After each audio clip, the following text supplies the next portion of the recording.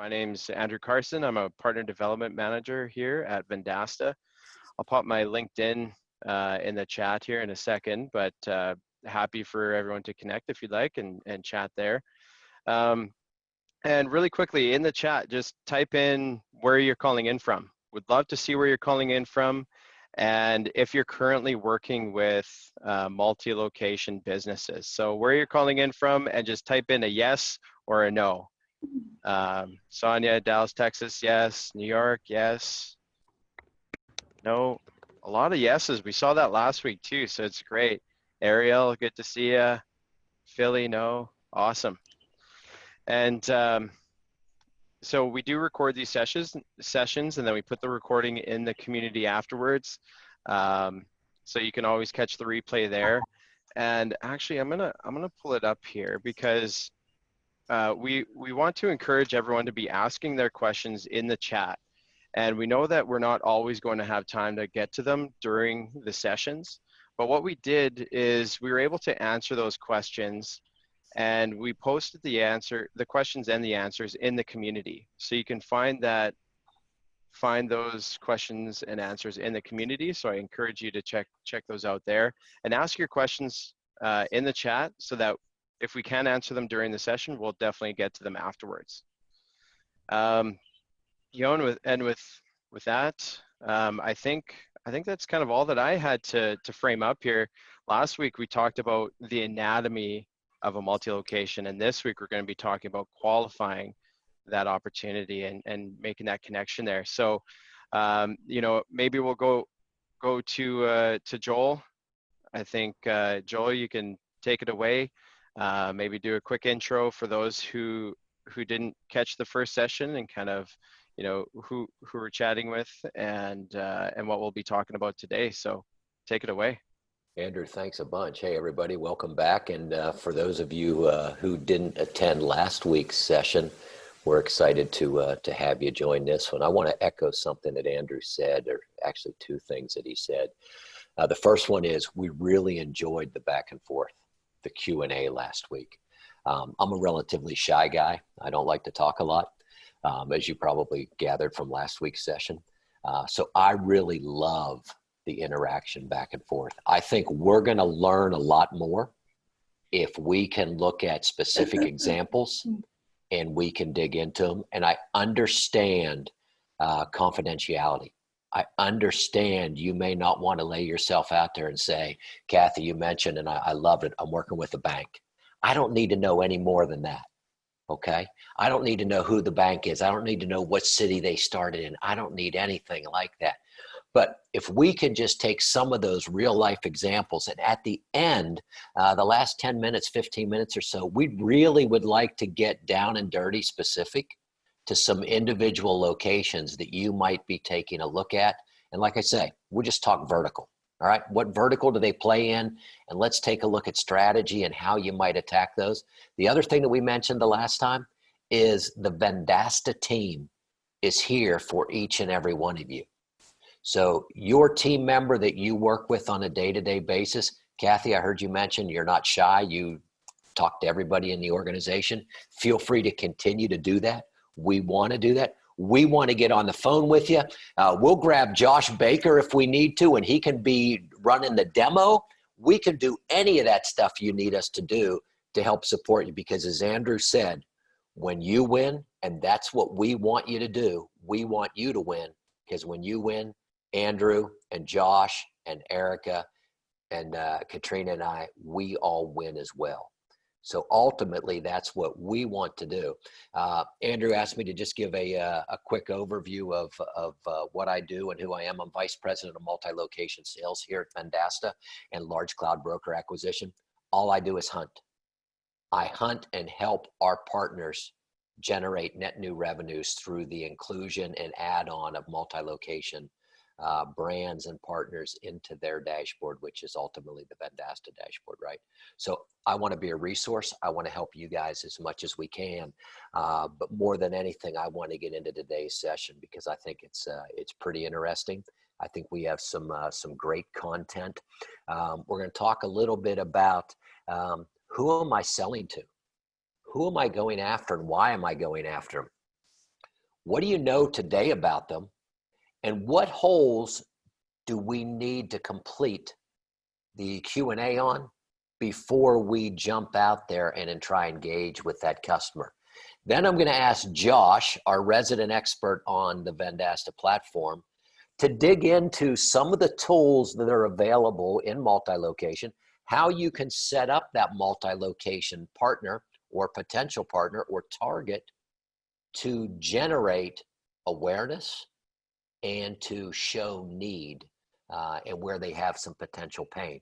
If you can get that customer to see the pain that they maybe have not realized yet, or if you can get them to agree to what that pain point is, and you can show them how your platform, the Vendasta platform, can ease that pain and make their life easier, that's going to be a huge opportunity for you.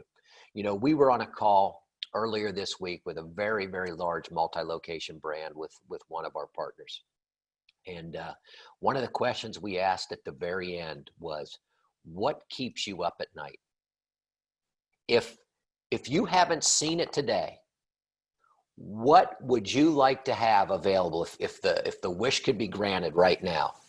And they literally mentioned the thing that would make their life easier. If they could figure out a way to take, and now these people have been in the space a long time, but if they could figure out a way to take a brand new location and the day it opened, start generating and populating reviews in Google for that account. They hadn't heard yet of customer voice. They hadn't heard yet our tool about review generation. That was a huge win for us to be able to say, your wish is granted, right? We gave it to them immediately, we walked them through, and they loved the program. And we know we're competing against, we and that partner are competing with another company to win that business. And I truly believe that that question that was asked and what we uncovered from them is going to be the reason why we find out today that we're going to win that business and they're not going to go with the other company. So that's really what this is about. It's that communication and vetting and finding out everything that we can about that customer and then showing them how the multi-location tool can help them. So Josh is going to walk us through that. Then we're going to talk about where to start. Do we start, Kathy, at that first bank that you ever walked into, or maybe where you have your banking account? Or do we talk to a regional person, or do we go straight up to the headquarter of the entire banking group? Let's talk through that. And then the fun part, we're going to ask you, we're going to select 2 to 3 volunteers. Well, I say select volunteers. We're going to ask for 2 or 3 volunteers to just kind of share a target that you're going after. And once again, keep it vertical specific. I'm going after a restaurant. I'm going after a grocery store. I'm going after an insurance company, whatever it is. But a little bit about how you're going about it, what steps you're taking, and if there's anything that you're learning in the next 30 minutes or so that you can use to say, oh, wow, I didn't think about that. I think that's a great idea. I'm going to incorporate that in. Take 10 minutes then for questions related to anything that we've talked about today or anything that we've talked about last week. And there we go. So how does that sound, everybody? Thumbs up? All right. Let's take a look here. And I'm going to go in and say, last week, one of the things we talked about was the dashboard. You all got a glimpse of the multi-location dashboard. Some of you had seen it before, some of you hadn't. You took a look at the functionality. As I mentioned, Josh is going to go through that again. We defined what a multi-location was, right? It's multiple locations in one entity. We did caveat that a little bit and say we weren't really talking about Joe's Pizza Shop, and Joe did really well in Saskatoon. Then he moved to Moose Jaw, and then he did really well in Moose Jaw, and then he moved over to Regina. We didn't talk about all of those individual locations. What we really were focusing on were things like the Pizza Huts of the world. We were talking about McDonald's. We were talking about a First Watch brand. And then we kind of talked about what their operation and organizational structure, whether they're corporately owned, whether they're franchise and corporate, or whether they're a hybrid with company operated locations, corporate locations, multi-unit franchisees, individual franchisees, and all of those things. So Hey, that's Joel, yes, I just want to mention, are you meaning to share the presentation? not yet. I'm getting into that right now. Okay, perfect. Just wanted to confirm. Yep, perfect. Thank you. I'm bringing up my screen right now, so you should be able to sell it. And that brings us fast forward to today. And what we want to do now is talk a little bit about who am I selling and what do I know about them. So can everybody see the screen at this point? Awesome. So here we are. Who's the account that I want to go after? I think that's one of the biggest things that we really need to identify. And we talked last week about, you go after an individual SME and it takes 5 sales calls to close it. You go after the second one, it takes 5 sales calls to close it.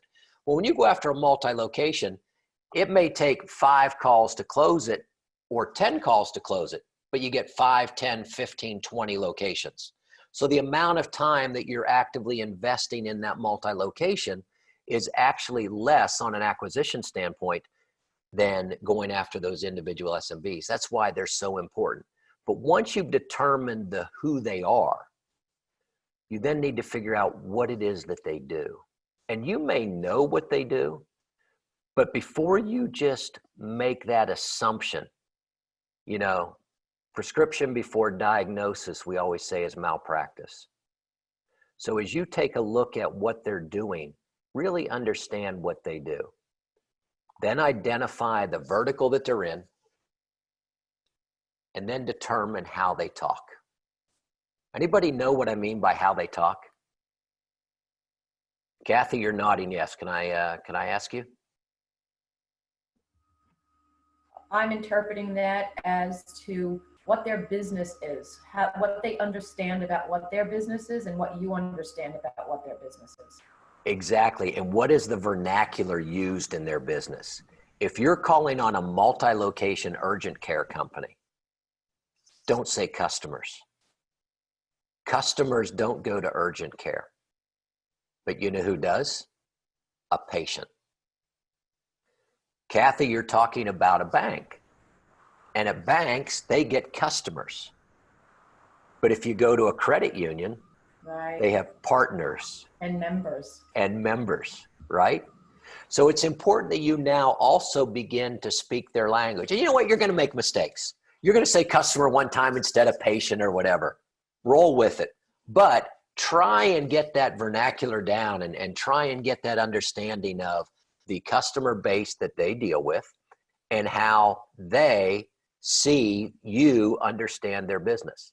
Restaurants have guests that come in. Normally not customers, normally not patients. Although they could be a patient if they just went to the doctor, but then all of a sudden they become a customer. So we kind of have to look through that. So understand their language and understand how they talk. And then the real fun starts to begin because you have to understand what the organizational structure is.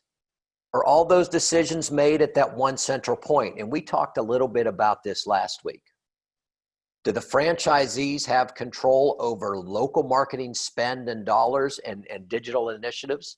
Or are those elevated from the corporate level or the regional entity? And are some of those decisions made in a hybrid model where some of them are made corporately and some of them are made locally? And then who are you going after? Best success stories I've ever heard are when partners go top down, meaning they go to the corporate entity and work down the food chain. And at the same time, they're working at the local individual location level and working up the food chain as well. Now, it's hard to navigate through both of those because there's different strategies involved in each one. When you go to the corporate office, the main strategy is just getting someone to answer the phone and talk to you. That's the biggest challenge. You have that opportunity at the local level to walk in your neighborhood bank, your neighborhood urgent care, and talk to somebody. Normally, there's somebody there that wants to talk. There's somebody there that's willing to share. And there's someone there that if they understand that you're really sincere and interested in their business and you know something about that business, you have a great opportunity to engage and begin asking those questions Like, are decisions like a program like I've just described made here? Oh, no, no, no. We have a field marketing person that manages all that. Oh, who is that? All of a sudden, we just went up a level in the food chain, right? And now we have the next person to talk to. And when you get to that next person, you went from one opportunity location to maybe 10, maybe 20, as long as you can actually get that buy-in. Hey, Joel. So, yes. Can I ask you a question? Absolutely. I'm curious about, and I haven't done this personally, if you're approaching a brand, how, you're trying to speak possibly to the executive level, how many touch points, what kind of hoops do you have to jump through to get them to sit down in a meeting? What's your experience?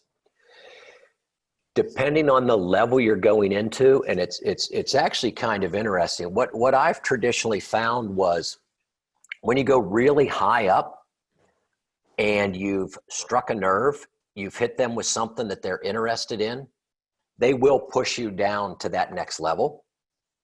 And then you have the opportunity to then navigate through that. But sometimes that can be a challenge because they push you down, and they could be pushing you down just so that you get out of their email inbox. Or they could really be sincere, but now you have another entity that you have to now get into the mix and share the platform with and be able to share with them how you do all of that. So, you can't simply stay with one course of action either. I would encourage you to use LinkedIn, to use phone calls. I would encourage you to use email.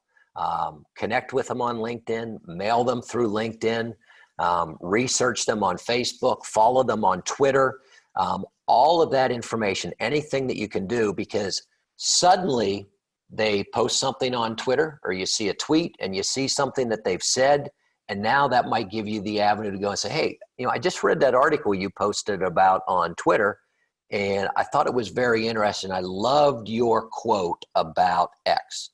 All of a sudden, you know something about them, you know something about their business. Now maybe you have an opportunity to make that engagement. But when you work from that bottom line up, Josh, I think that's important too, because they now have a resource that they can give you to. And now it's a referral opportunity.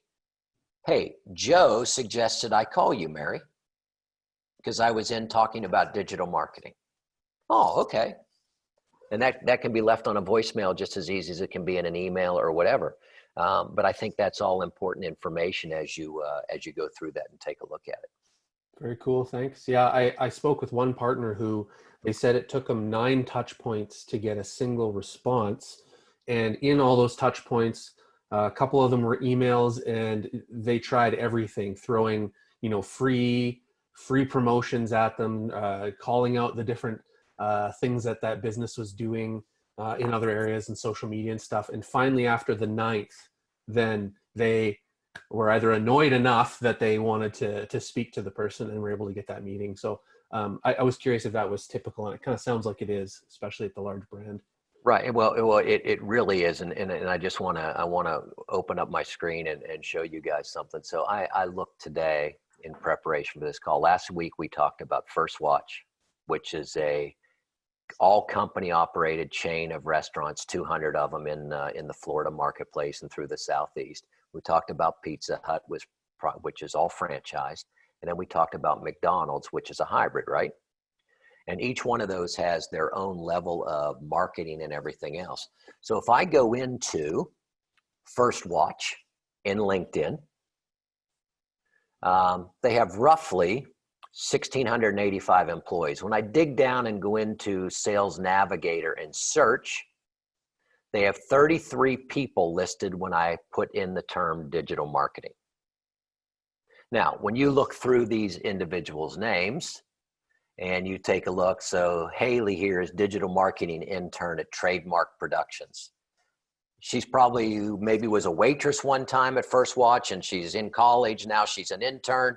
So she probably has First Watch in her name. Maybe she was a marketing intern at First Watch. So let's be honest, Haley's probably not going to help us with First Watch since she's not even there, right? So now we're down to 32. And you can go through this. Here's a regional person. This person's responsible for training and development. They're out. When you start really looking through this, you might have 10 or 15 individuals that you have to reach out to until you find the right one. Because trust me, if you send it to the wrong person, even though they sit in the desk next to that person that really is that decision maker, they usually don't share that email. It just gets deleted, right? So that's a location, that's 200 locations. If we take a look at, this one's Pizza Hut, and we look at this, they have 43,000 employees in LinkedIn. And I'm sorry, if we search digital marketing, which I had already pre-populated, digital marketing, 300 individuals. Which of those 300 individuals are you going to reach out to? All of them? A third of them? I don't know. And then we take a look at one of the behemoths, McDonald's. They have 292,000 employees worldwide. And when we dig into that, over 2,000 are involved in digital marketing. Some locally, some regionally, some for individual franchisees. But you can see the larger that brand gets, the more broad the contact base is and the more challenging it is to network. So if you start high, that person will hopefully get you directed down to maybe their team member that manages their reputation or their listings or their social media, whatever your aspect of approach is to get into them. But if you also work from the bottom up and work that referral game and understand who the field marketing is, that field marketer gives you the regional marketing manager, that regional marketing manager gives you contacts internally at the corporate entity, now you're able to build that opportunity both ways. So I would encourage each and every one of you to look at working those opportunities from both sides. And then hopefully when you connect those dots in the middle, you have gotten to the decision maker and now you're ready for the actual fun to begin. But once you're involved in that decision maker, or once you sit down and begin to talk with that individual location, you want to do some prep work.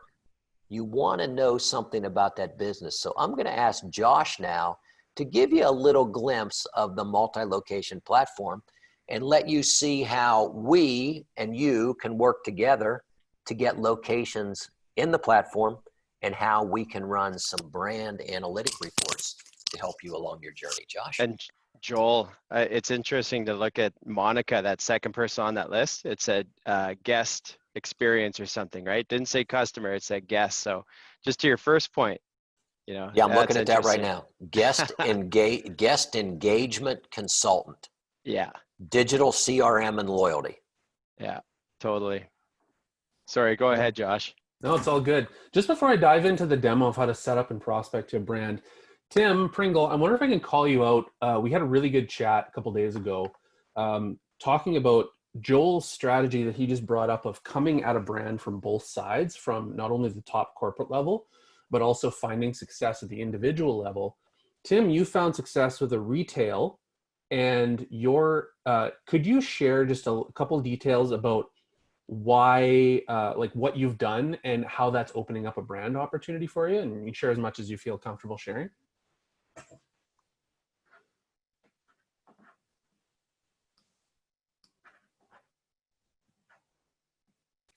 He asked us to hold on one sec. Yeah. Sorry about that. I was just scrolling through my 50 million windows that I have open to try to find my Zoom call. I got 3 monitors going here. It's pretty crazy. Yeah, so I have a friend that works at the University of Alberta, and she manages their corporate communications for quite a large area of the university. And I just was chatting with her about this platform and about social media and about more importantly about reporting on it. And right away her ears perked up on it and she says, "Ooh, reporting.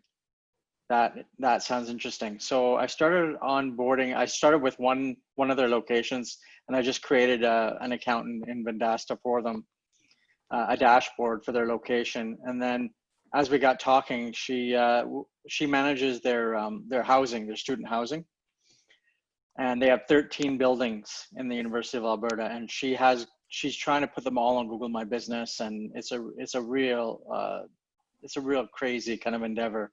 So they have 13 locations just for that division of the University of Alberta that she manages.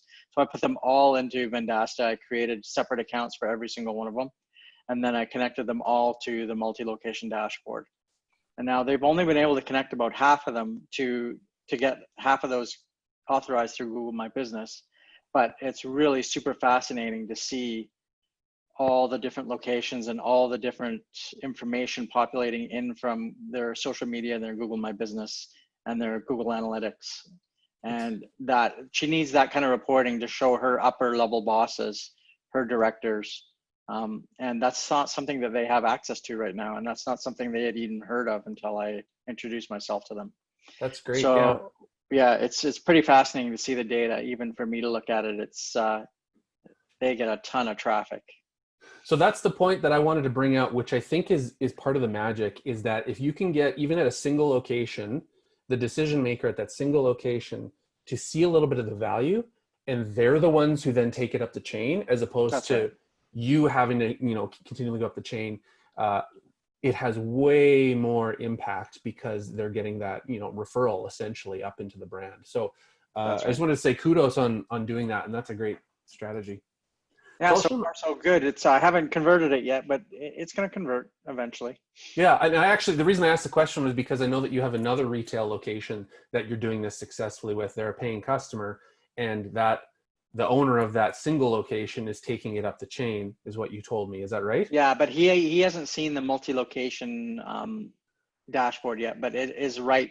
It's right there set. I've set the stage for it to be presented to the corporate head office of this massive retailer. So once they see it, I think they're going to see the same value, no different than the University of Alberta.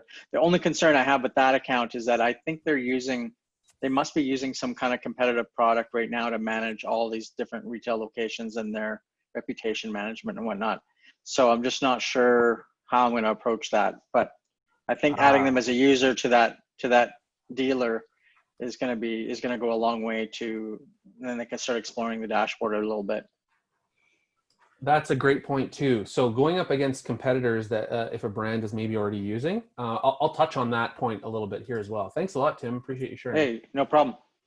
Okay, so I'm going to jump into, this is just from the very beginning of how you might set up a brand in our software. So this is one example, and we've done this a few times just in our demos and testing, but a lot of the more established brands have got directories. They've got really clear directories of all their locations. And what you can do is go in and find a directory and just straight up copy the addresses for a certain region, something like that. So you hit copy. What you can do is dump that into a sheet. And then inside the Vendasta platform, we have a really great workflow with lists. So this makes kind of bulk actions really easy. So you can go import a list. And in the importer, we have a CSV template you can download. And so download that CSV template and it looks something like this. It looks exactly like this. And you get just your columns with company name, address, city, state, zip, work, additional.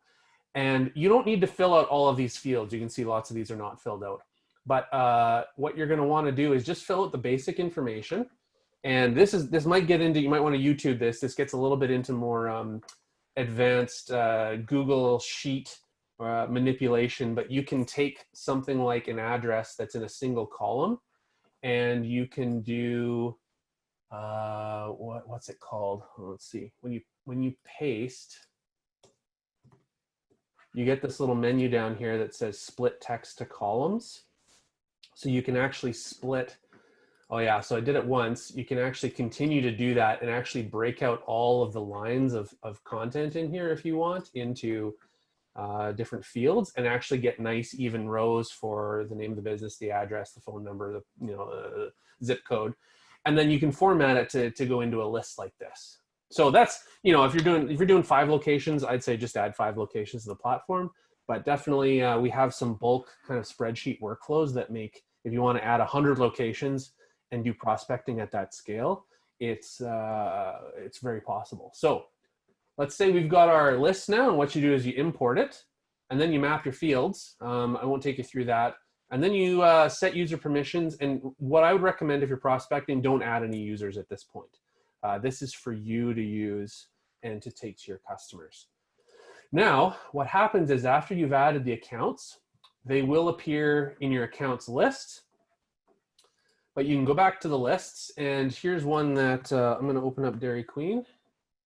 So we've added 20 accounts for Dairy Queen. And you get a whole bunch of really great bulk workflows now on this list. So this is a list of your accounts. What we can do is we can run snapshots. So I just did this earlier, so it's not letting me choose the button, but I ran the snapshots on all 20 accounts. They're all been ticking away for the last, it's been probably less than an hour since I started that. And then what you can do is you can go to the brand. So this allows you, oh yes, you're going to want to create a brand. So that's another bulk workflow off this list. So create that brand association. And then when that's finished, it does take a few minutes to do. You go over to your brands list and we're going to find that Dairy Queen is in here now. So Dairy Queen, and we can open up that multi-location business app. So if we're prospecting, this is just for you to begin with, and it's going to help you see opportunities. Now, one of the things that I really wanted to point out was our app is really, really powerful right now when it comes to reputation and listings management. And we're moving, and Google My Business as well. And we're moving into a place very soon with social media. We're going to have social media management. We have in our, in alpha stages, we have social media bulk posting to Facebook. So that's coming very soon as well. So we're moving into more areas, but reputation and listings is really a great opportunity to start a conversation with one of your clients. So what you can do is, and I've just run snapshots. There's no products active on this account. And within an hour, you can go in. Now, you're not going to get Google My Business data because this requires authentication, which you don't have yet. But what you can do is you can look at listings data and you can look at reputation data. And immediately you can start to see things that that brand manager is going to be really interested in. So we can drill in, I could start at reviews, and we could drill into a couple things. On the reputation overview tab, we get a breakdown of all of the locations. I'll give it a second to load here. And you can see there's a huge opportunity right here, even in this KPI, where it says there's 1,327 reviews in the last 6 months, but only 280 have been responded to. That's a big gap when it comes to a brand like Dairy Queen. Like that's a huge missed opportunity that you could come in and you can help them either solve internally, or you can take on that service, maybe using our marketing services to take that on for them. And so you could sort and see where the biggest opportunities are. Like who's got the worst response rate? 2% response rate on this one in Pikeville, Kentucky. So a lot of opportunities here. You can also see the spread of who's getting the most one-star reviews. Maybe there's a service problem at some of these locations. Then what we can do is we can actually drill into that. So let's go look at the insights on these reviews. And we can see, yeah. Josh, I just want to interrupt. You just said something really interesting. They may have an area that you're able to identify through those reviews that show that there's a service issue, right? Yep. I worked with a multi-location brand not long ago, prior to my Vendasta days. And one of the things they used reviews for was inventory control. The customers would always scream in those reviews, I went there to get X, and they didn't have it, even though it was in their weekly flyer. So they would take that information and they would elevate that to the distribution team that manages all their DC centers. And all of a sudden, they were able to eliminate, and they were able to call that store manager and say, why didn't you order more? Why are you always out of these particular products? And it really helped them control their inventory. The reason I bring that up is for no other reason than to simply say, we look at reviews as a marketing tool to be able to share what customers are thinking and how they feel and if they're happy or if they're sad. But think of the other stakeholders within the organization that could potentially benefit from things like out of stocks, things like cleanliness issues, That has nothing to do with marketing. That has everything to do with store ops. But now the store ops people have a vehicle to measure. Is that store clean every day, or only when they know we're coming in for a visit? And it's a valuable tool. So don't underestimate being able to spread your wings across other departments within the organization, and maybe even start at some of those areas based on what you find out in your initial discovery. Sorry to sidebar that, but go ahead. That's fantastic. Yeah. So Insights is really cool because it gives a pulse across an area of what people are saying about the brand. So I chose burger in this list. So we've got burger is selected, and it has a negative sentiment.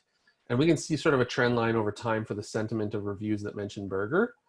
And what's the number one thing people are saying? Well, there's no positive descriptions for this date range, but everyone is describing it, or at least 2 reviews are describing it as cold.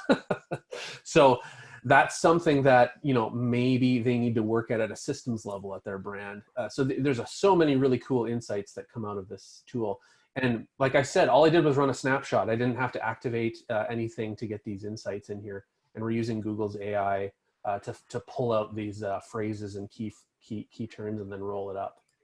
And just to clarify, Josh, I can't remember if you stated this, but by running a snapshot report, it activates the demo reputation management trial for 7 days. So that's what's going on here. It's pulling in all this data, and it's going to be live because the reputation demo is active for 7 days, right? That's exactly right. So you can even go into the individual location, and if you wanted to do a demo of, you know, here's the details for that individual location, and you can even manage reviews at that individual location. You can show them that by clicking this tab. It takes you to, you've now filtered to a single location, and you could get them even to connect to Google account and try it out and test it out. So these are things that you can do immediately and give them value, help them see that value right away. The other thing that's really cool is, and this really helps at the brand level, I'm trying to see if there's going to be examples. So because we don't have this set up yet, okay, I don't have it because this is a prospect. We don't have them, but what we have is review templates. So once Google has been connected, then brands can set up review response templates that appear here. And this is a really great feature because you can really quickly work through many of the reviews and make sure that you're responding to your customers using these pre-made approved templates. They've got placeholders for using the business name or the customer name, and someone could go through. So that's another differentiator in this platform, that this and the insights, there's quite a few, going to Tim's point, if you're gonna be going up against existing platforms that the brands are using, I highly recommend pointing out features like this, if it fits with their business model, that really are differentiators. The goal of coming in with a presentation like this, especially if there's an existing platform in use, is to point out not only where the platform is going to solve their current problems, but also point out the unique features that the other platforms don't have. So Insights, and we did an analysis of all of the platforms. I think there's only less than a quarter of the platforms that are available to anybody online right now allow someone to see this depth of analysis on reviews. This is a rare feature that we've built, and it's really, really powerful, especially for free out of the box on a prospecting. So I highly recommend using something like this as a differentiator feature to capture their attention.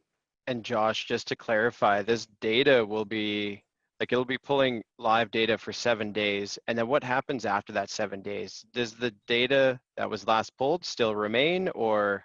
That's correct. So everything that gets pulled will stay here and sit here. And then the database it'll stop pulling in unless maybe snapshots are run again. If you want to do that, you can. Or you can activate Express products on this account. Every partner has an allotment of a few Express products. And what that'll do is that'll keep it going. Express Reputation Management, for example, will keep pulling in reviews for Facebook and for Google. And then if you want to work with the client, or you may even, as a loss leader, you may want to activate Reputation Pro so that they can see the full benefits of pulling in reviews for all 30, 40, 50 accounts. And you want to set up a trial with them. that also is a recommended strategy. So they get to use and see the value for a few weeks or whatever timeline works with your pitch. So yeah, that was just a quick overview on how I would go about setting up a brand. Is there any questions while I've got this open that I could walk anyone through? I haven't looked at the chat panel since I started talking, so I could do that too.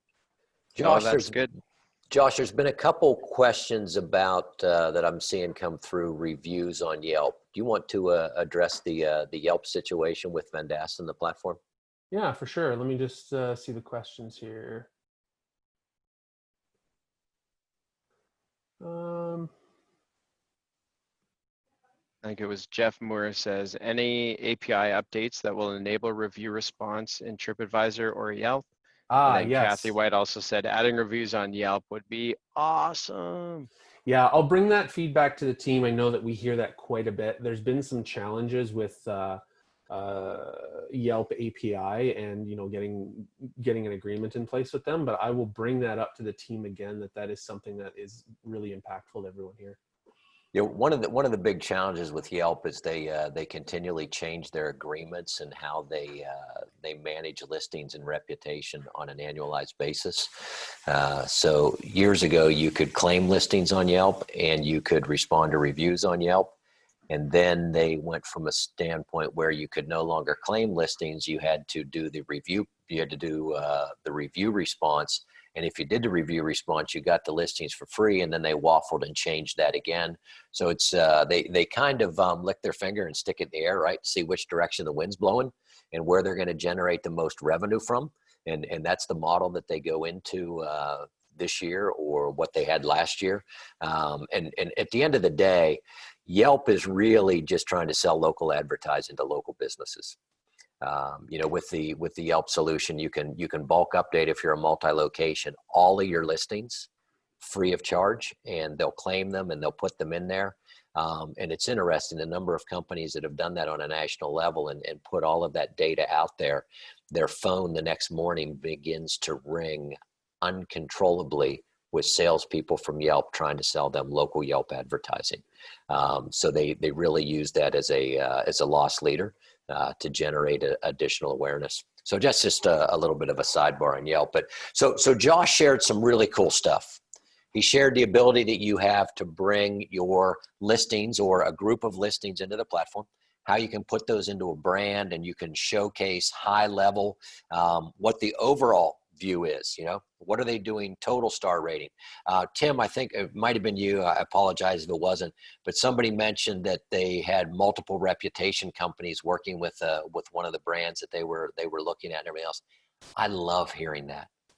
I absolutely love it, because they have no understanding of what really is happening at a rolled up level unless they have an FTE that's sitting in their office somewhere, putting all of that information in an Excel spreadsheet, and then it has to be updated every week or every month as soon as the CMO says, hey, what's our star rating globally now? You're able to solve so many problems by just having everything in the Vendasta platform, and the reviews are right there.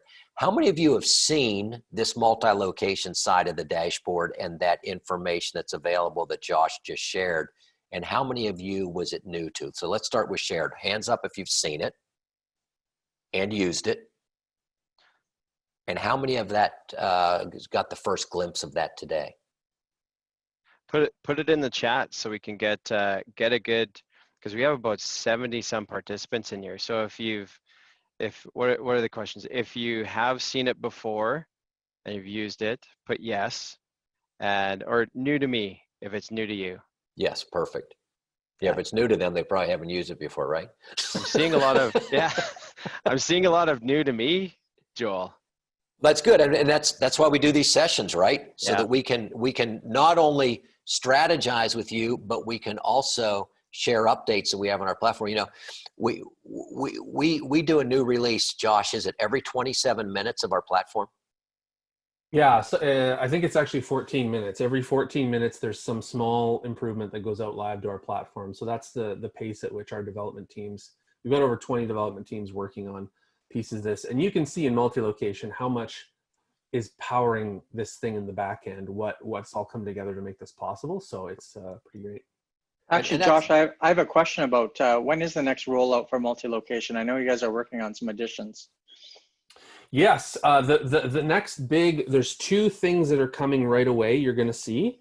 One is citation reporting. So if anyone is working with listing distribution and you like to prove to your clients the effect that listing management or listing syncing or listing distribution is having on their SEO, we have new metrics that are going to be appearing in the multi-location exec report that shows every time let me open an example. I'll just show you because that's more fun.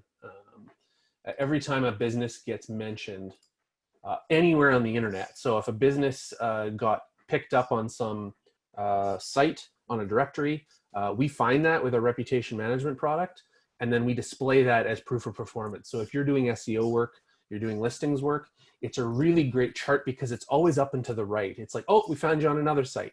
Oh, there's another site. So I'll open that up. And then the second thing that is coming right away is multi-location social posting. Now, there's an asterisk with that one because solving multi-location social posting is very complex for the reason that working with Google and working with Facebook, they have very strict anti-spam rules with their APIs. So we're working on clever ways to make it possible for a brand manager to schedule out and manage social posts to more than just one location, multiple locations at once.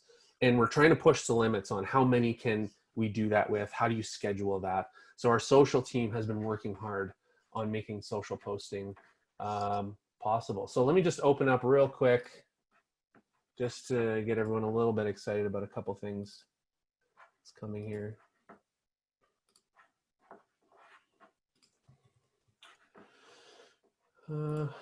Executive report. Let's go to the listings data. This might take a second to load. We have this behind, this is in alpha right now as we're working with it, but this is a brand with 11 locations. And this is really, really great SEO proof of performance showing citations where, oh, it was found, your business, one of your businesses was found on datagrip.org. So at the end of the day, does datagrip.org matter to their business? No. Does it matter to Google and Google seeing that business has spread out across the web? It's a legitimate business that has backlinks. Absolutely. That's massive. So really excited about releasing this to everyone. So I love that you're bringing that up, Josh. And what's powering this? So this is powered by Reputation Management. When Reputation Management Pro is activated, it goes out and every week it goes and scans the internet for citations and mentions. And so this is rolling all of that data up at a brand level. And one thing that you can do to help with citations is activate, in the US anyways, listing distribution too, right? So making sure that you have all their business data accurate with the main data aggregators will really help. And then Sally, I can see your comment about, are we using Yext? You know, we do also have the Yext Listing Sync Pro available, and we have Listing Sync Pro powered by Vendasta. So you have options in the marketplace to just immediately get some listings going too.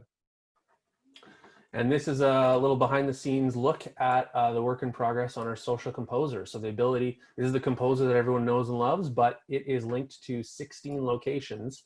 You can refine that if you want, and then you can create post and be able to preview that. So this is behind alpha. We're working hard on this to get it ready to start getting people to work with. If you're interested in this, I know the team is looking for trusted testers, so you can reach out to your development manager about that and maybe getting linked up with providing feedback on this feature. So yeah. Josh, thanks for that additional insight. And I'm going to share my screen and just do a quick recap. And then we're going to open it up to ask a couple of our partners here that are on the call to open up a little bit and share maybe some of the things that they're doing. But to recap what we've talked about, the 5 steps to start prospecting a multi-location client: identify who the client is, right? First of all, we got to know who we're going after. Then we want to do some basic research on the client, or on the brand, on the location. Maybe identify through LinkedIn, how big are they? How challenging might it be to navigate? Do we want to start top down, bottom up, or do we want to go right down the middle and just go for who we believe is the contact? Because maybe LinkedIn signifies that this is the person. The roles and responsibilities on their page show that they manage listings and reputation and social, and they do it all for that entity. Well, we know we have the right person, so we just go there. Then let's enter those group of listings in the platform, right? You don't have to do 1,000 of 1,000 locations. You can do 100 locations. You can do 50 locations. But just start getting the platform working for you and identifying those opportunities and where some of their pain might be.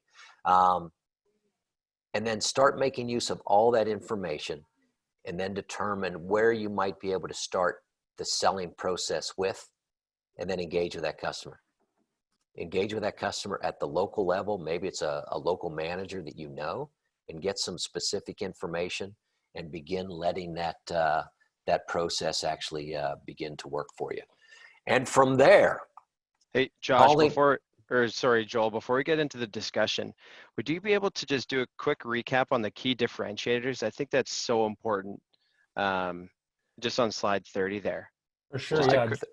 a quick Go ahead, recap Josh. there, maybe Joel or Josh. Yeah, I can cover this real quickly. So these are the 3 key differentiators that a lot of competing platforms don't have. So you can keep these in your back pocket as part of your demo to really catch the attention, even if a brand is using any other platform. So AI-powered review sentiment analysis. We have multi-location Google Q&A. You can manage Q&A once they've connected their GMB. We are just released that this week.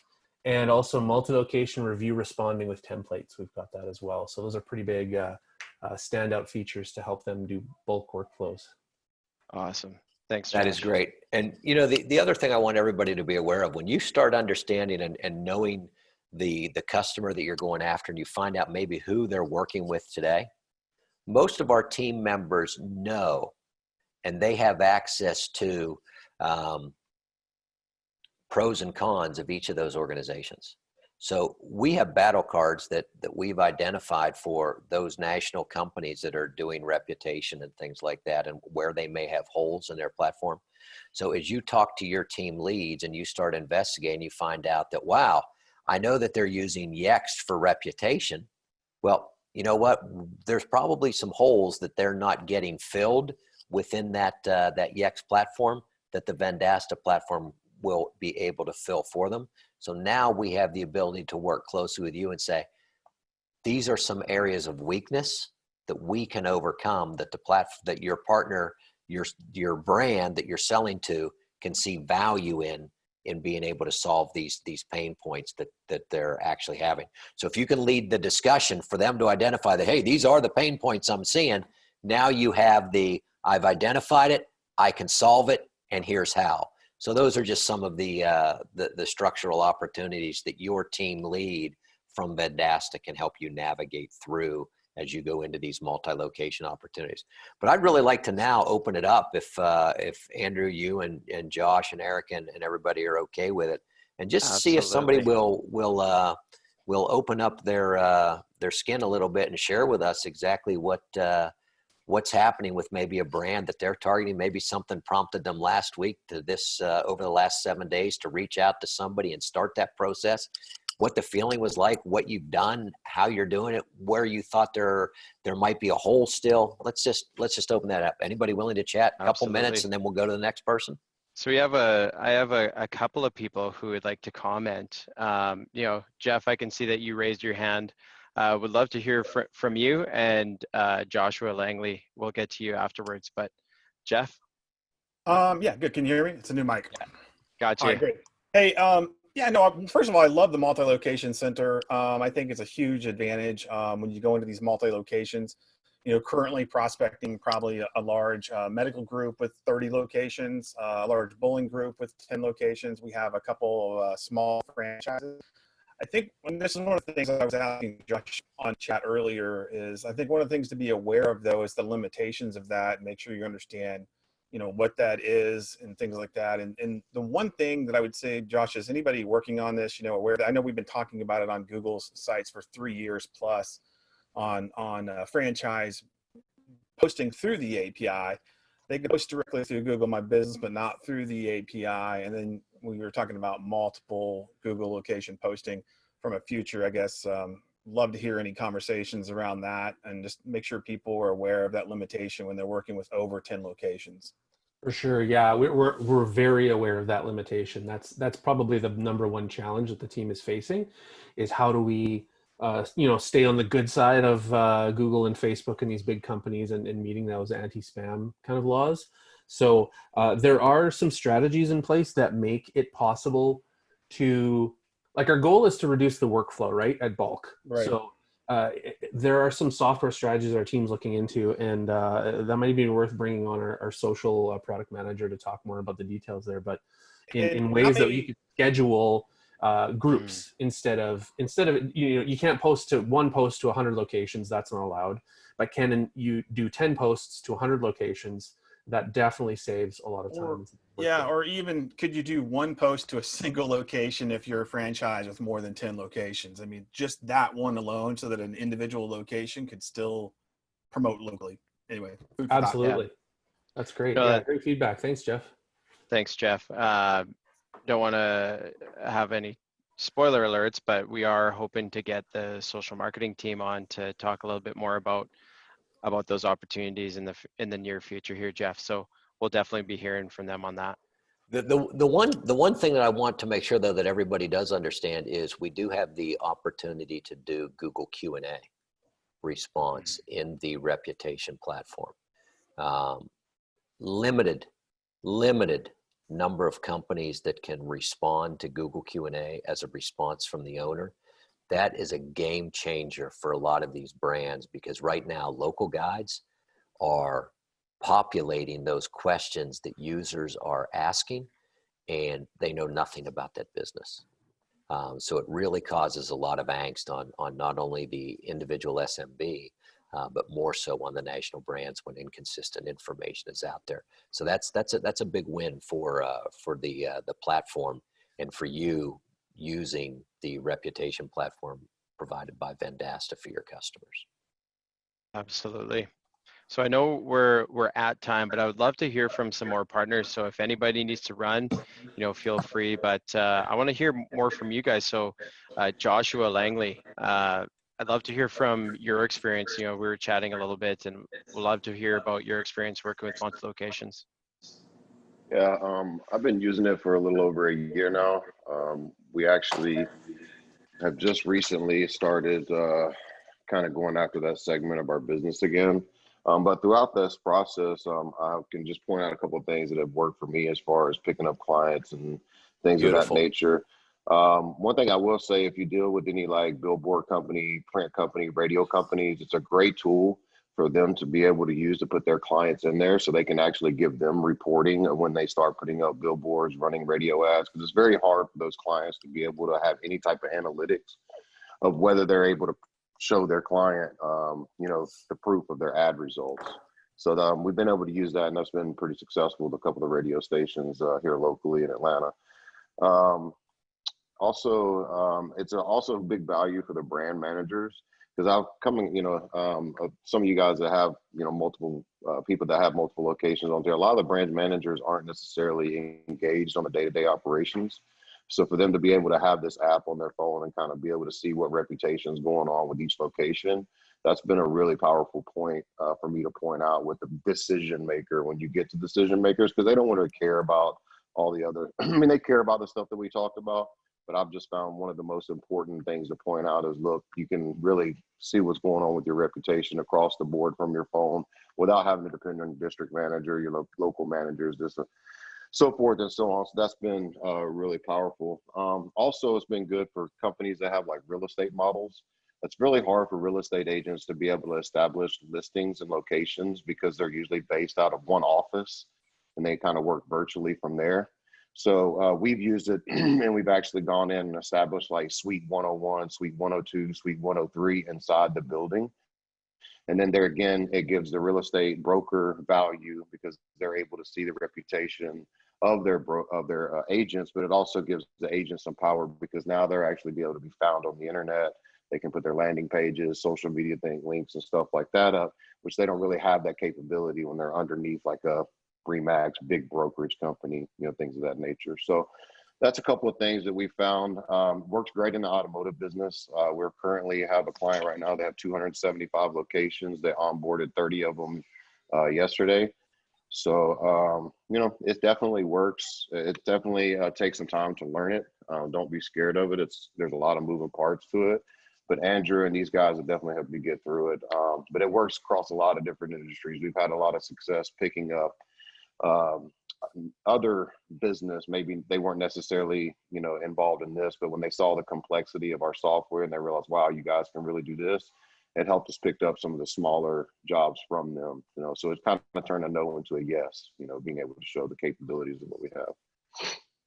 That's awesome. Thanks so much for that. Great recap. Yeah, thanks Joshua for sharing your story and your insights, and with the community. Love the community mindset. So thank you very much. Anybody have comments on what Josh said? I saw a lot of people, agreeing and shaking their heads, and maybe I think Joshua brought up some ideas for a lot of people. Would love to hear some comments from other people. Yeah. You're always welcome to reach out to me through you, Andrew. If anybody has any questions, by all means, I'm always open to help you guys out if y'all need me help. Love it, Joshua. Thank you so much. Hey, Josh, I actually sent you a LinkedIn message as well. So, but I do have a quick comment here. So, I've gotten into the multi-location space over the past year. And I've noticed a couple of things. It's definitely a way to really amplify your brand. One of the things that I see a challenge per se when I get to, 10 plus locations, 20 plus locations. The thing is the pricing. I'm curious to hear from you guys who have actually enrolled into, much larger locations, let's say 20, 30, 40, 50 locations plus. What are you guys usually charging, and what kind of price breaks do you normally give to those clients? So for example, for me, I usually on just a general location, just one location, I normally charge $295 just for the DIY tools.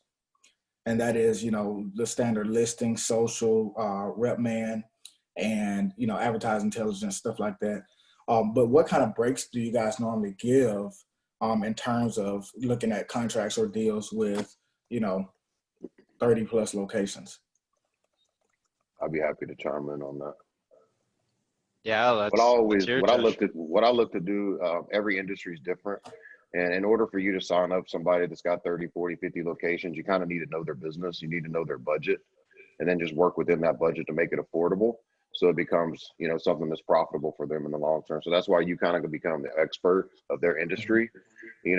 Banks can afford more than, other people can afford. So it really just depends on what your lighthouse is and what your client is, and finding out, a budget that's going to work for them long term. That would be the best way I would go about it. I appreciate it. And by the way, I'm in Atlanta too, so we'd love to connect. Yeah, I've been watching you on here a couple of times, but I saw your link and I'll hit you up. Perfect. I have a quick question about that. Do you feel like the multi-locations are already within a platform and you have to get them out of it? Or are you finding multi-locations that need you and they don't have any? You have to hit them at the right time with their budgets. Most of the big multi-locations, they set their budget once or twice a year. And that's generally when you got to find out when it is that they, make those decisions internally, and be in front of the right people when those decisions are made, and kind of being in those group meetings with them, as that's going along. Most of these co-ops and stuff will bring all the franchisees together, whether it's monthly or quarterly. Just a request to be like a guest speaker and things like that. Even though they may not be interested in the multi-location, just pick one of your services that belongs to that lighthouse. And then when that time comes about, you can kind of slide in your multi-location, subliminally without them knowing about it. I want to add something to that, Michelle. I think it also comes down to being able to vet your client. I always do what I call a discovery, and I kind of find out right from the get-go, after I've targeted the person that is the real decision maker. What have you done? What are you doing now? And what do you want to do? What's your goal? This way I can kind of work around what it is that they want. And ultimately, money and budgets always come up, what they can and can't afford, what they like to do. And that snapshot report is an amazing tool that I use to get in everything. Well, I created a Google form for a pre-qualification, so I don't have to actually sit and talk about it, and I can just see the responses. I have it linked in that chat, but I just created it. I haven't really haven't had anybody do it yet, but it's all the questions that we normally would ask via Zoom. But what I do find though is that communication ultimately uncovers something in a dialogue that a form doesn't. I mean, probably a great idea, but the form creates my dialogue and makes it go a lot smoother. With at least with this first multi-location that I had a lot to cover with her, and she didn't want to answer a lot of my questions. And so I said, you know, I have to have you answer this form in order for me to have a proper, you know, pre-qual snapshot report. So makes sense. I'm hoping it works. I'll let everybody on a little secret. Somebody was mentioning the question of, you know, where do you start? Where do you go after? Do these people already have engagements? Are they already on another platform? The most untapped market in multi-location is those multi-location brands between 50 and 150 locations. To me, that's the sweet spot. You know, it's 3-2, and that pitch is coming right down the middle of the plate. Why is that, Joel? Well, I think it's a great question, but everybody wants. Let's face it. If you could have one brand out there, and you could never sell another brand in your life, you'd want McDonald's, or you'd want Subway, or you'd want Starbucks with thousands and thousands and thousands of locations. So everybody pounds on their doors constantly, which is another challenge in trying to get one of those people to call you back. You know, you're one of 50 emails they're getting today on reputation. But that smaller group, the companies that are aligned to just sell listings and rep, that's all they do, are going after those really big ones. So if you can set your sights on some of those 50 to 150 location brands, I think you're going to see an opportunity for the response to come back through the emails and the calls, and you're going to have some success. Once you have that success, now you have the white paper that you can share with the bigger brand, and now all of a sudden you're able to start jumping up and going after the bigger and the bigger and the bigger. Keep in mind too, somebody who's working for a small brand today, and we all know those marketing teams change about every 3 to 4 years. The CMO gets replaced. They move to a bigger brand. They bring most of their talent with them to that new brand. So all of a sudden, as their responsibilities grow, jumping from one brand to another, from 50 to 100 locations, now they go up to 150, 300 locations. Now you're riding right along with them. And now you have the opportunity not only maintain what you have. The other thing I want to point out, which is a lot of folks don't know, and I don't know how you all bill, and that's really the way you bill. I know how we bill, but most of these brands are used to paying upfront. You sell 100 locations, and I'm just making this up, 100 locations at $100 a year, that's $10,000. They're not looking for a monthly price. They're going to pay you $10,000 the day you start. And a year from now, you're going to get another $10,000. And a year from now, you're going to get another $10,000. So the nice thing about it is you have really positive cash flow, right? The dollars are coming in at the signing of the contract, which is a huge plus. Guys, this is fantastic. Guys and gals, this is fantastic. Really appreciate everyone's comments, and the discussion is my favorite. I love hearing from, you know, what everyone's doing. And so really appreciate everyone, sharing your stories and your insights and how it's working for you. I think that's great. And you know what? The best part is we're only halfway through this mini series. We've only covered the first 2 sessions of the full 4 sessions that we had planned. So we've only covered the anatomy and now qualifying. Next, we're going to be talking about selling and then onboarding and managing those opportunities. Who's excited? See some thumbs up. Nice. Awesome. Well, thank you very much, everyone. Thank you to our presenters, Joel, Josh. Erica had to jump, but Erica as well. You know, the insights and the demos and the walkthroughs, it's so great opening up like that and really getting us into it. And thank you to our partners for joining us today and sharing your comments and sharing your stories and experiences. Really, really appreciate it. So, Hey, Andrew, we got 2 go ahead, weeks Josh. until the next session. I Right. would love to hear someone who has, you've done a presentation between now and 2 weeks, you've signed a contract, something. Come back to us with a success story. We really want to hear it. Awesome. Steven, I could see that you did a thumbs up. And one saying that I've really been enjoying lately is we want to binge do. We don't just want to binge watch. We don't want to binge listen. So let's take action. I love that action, Josh. You know, over the next 2 weeks, tell us, you know, what you've been doing. Go out, take action, connect with the multi-location business, get them into the platform. Tell us about your experience. You know, it's there. Let's use it. We Michelle, have a private Facebook group versus just the page. Sorry, say that again. Is there a private Facebook group versus just the page? Are you referring to like the Conquer Local Think Tank group? Yeah. Mm-hmm. Well, you know what? I was just going to share my screen. Or like I feel like you're getting at where can we continue these conversations? Is that correct?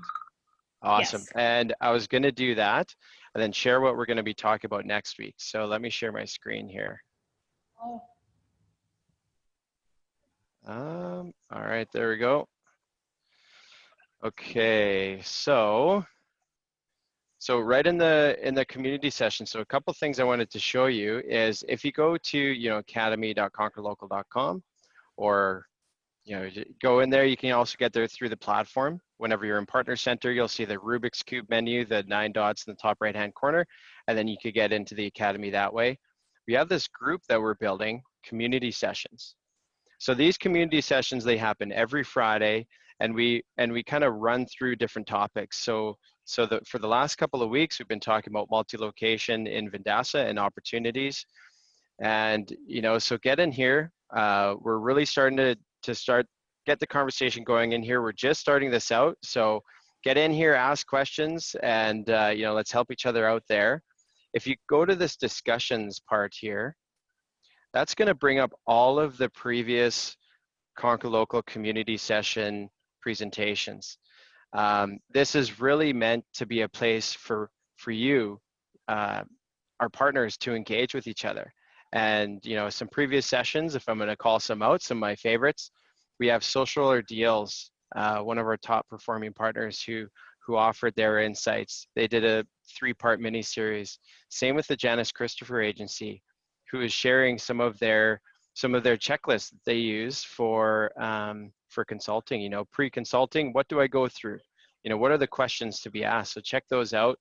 And for anybody who wants to check out the first part to this multi-location series, you can find it right here. If you click on there, you're going to see the recording here, and the questions that were asked in the chat all answered here. So even if we don't get to the questions during the session, we do want to answer those questions to help you and to help the community, and you can find all of those right here. So Michelle, I would love to see you get into the Academy, get into the group here, and we'd love to hear your feedback and any questions, you know, pop them in there too. Our team works out of here, same with many partners, and I know that there are partner groups that are forming who are supporting each other.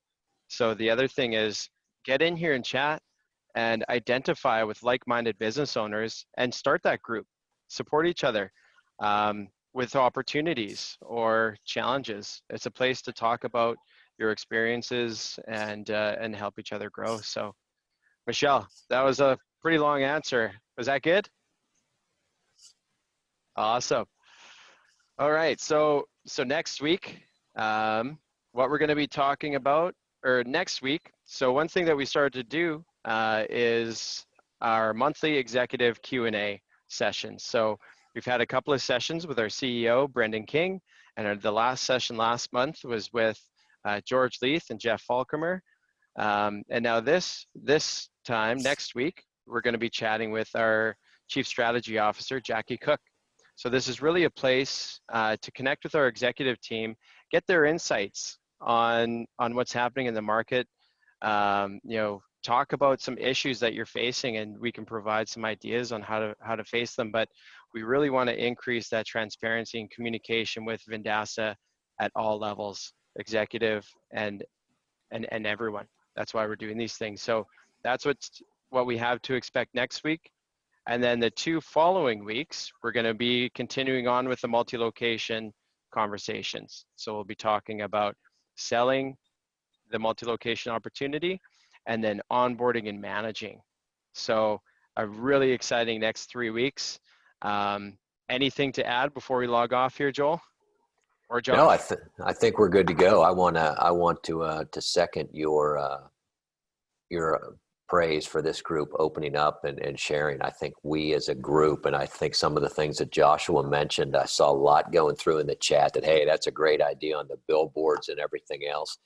I think that the more we can share, and you know, obviously there's confidentiality involved, you know, certain things you don't want to let out of the bag, but the more and more ideas like that we can share as a group is just going to make each and every one of us more successful. And I think we tend to learn from the experiences that are shared by others, especially when those are positive in nature. So thanks to you all for sharing. And I'm going to echo what Josh said as well, that I'm going to challenge each and every one of you to come back in 2 weeks and at least target a multi-location, get your dashboard, the data in there, put a little bit of a strategy together. And I'm going to challenge each and every one of you to visit one of those locations and ask some really great questions to get your pathway going, so that when we hit next week, we're ready to start beginning to sell that multi-location. Excuse me, I love it. And so I've been thinking about this as well. This is just something that personally and professionally I wanted to work on, is a closing tagline. George has a great one, doesn't he? I'll see you when I see you. All right, I'm going to try it. I'm going to try this new tagline, and then we're going to call it a day. So thanks everyone for joining us today. I'll see you in the community.